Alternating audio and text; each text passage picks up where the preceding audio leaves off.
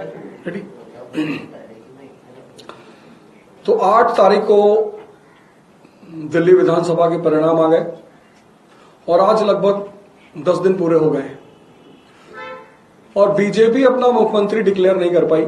इसमें मुझे बस एक चीज लगती है कि नेता का जो सबसे बड़ा गुण होता है जिससे राष्ट्र और समाज का विकास होता है वो होता है उसका विजनरी होना, कि उसे दिखाई पड़ता हो कि क्या करने से समाज, परिवार, राष्ट्र आगे बढ़ेगा। हम दिल्ली को पिछले 10 सालों से चला रहे थे, हम एक चीज पे काम कर रहे थे और उस चीज ने दुनिया के जितने भी आज ताकतवर देश हैं सबको महाशक्ति बनाया है। आप सबको पता ही होगा, वो चाहे यूनाइटेड स्टेट्स ऑफ अमेरिका हो 1787 में स्लम एरिया, आज सुपर पावर, चाहे वो जर्मनी हो, चाहे वो जापान हो, चाहे आज चाइना हो, सब ने एक चीज पे काम किया है और उसका नाम है ह्यूमन रिसोर्स। नेचुरल रिसोर्स होने के बाद भी अगर ह्यूमन रिसोर्स स्ट्रांग नहीं होगा तो वो राष्ट्र कभी आगे नहीं बढ़ पाएगा, वो राष्ट्र कभी मजबूत नहीं हो पाएगा।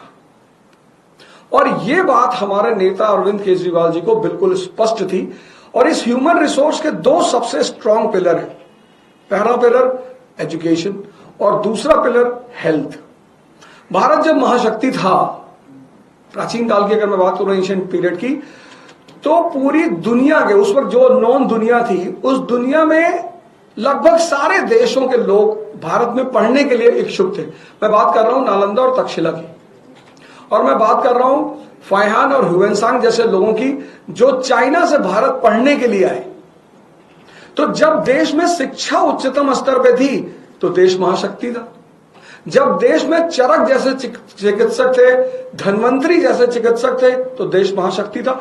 इसी का फॉर्मूले को ध्यान में रखकर केजरीवाल जी ने दिल्ली में शिक्षा और स्वास्थ्य पर ध्यान देना शुरू किया कि हमारा ह्यूमन रिसोर्स जितना स्ट्रांग होता चला जाएगा, हमारे परिवार मजबूत होते चले जाएंगे।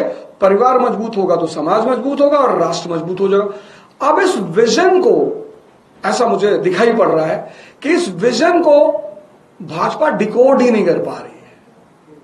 उसको पता ही नहीं चल पा रहा है कि यार करना क्या है।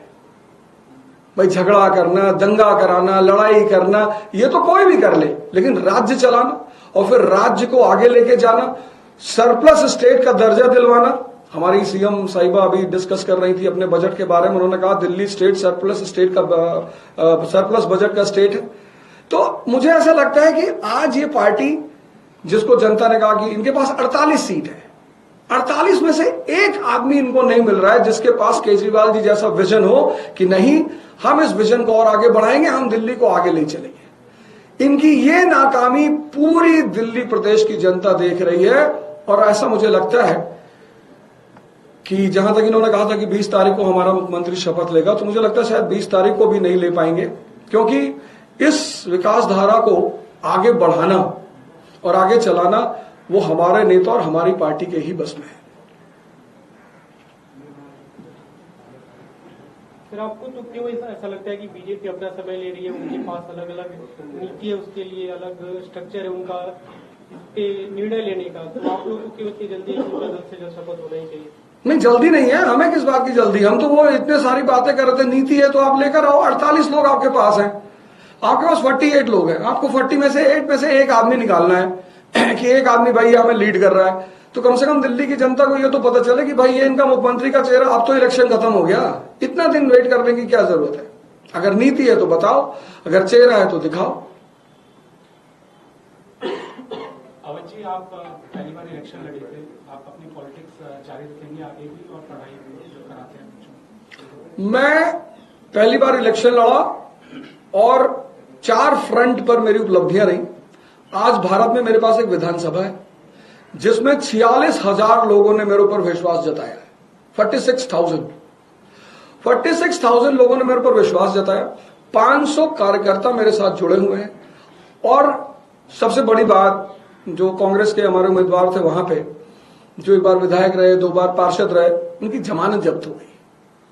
तो इतनी अच्छी शुरुआत करने के साथ